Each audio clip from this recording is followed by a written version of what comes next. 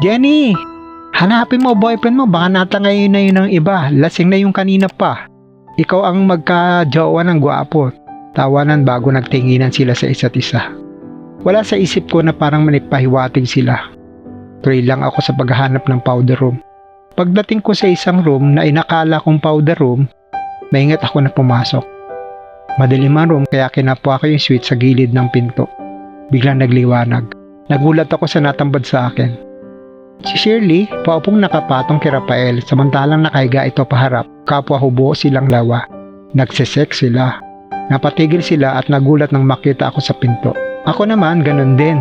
Na makita ako, dali-daling umalis si Shirley sa ibabaw ni Rafael at dali-daling kinuha yung nagkalat nilang damit. Si Rafael nakatulala at dahan-dahan tumayo bago ginagap yung brief niya. Halatang lasing pa rin. Hindi ako kumimo bagamat nagulat. Tumalikad ako sa kanila.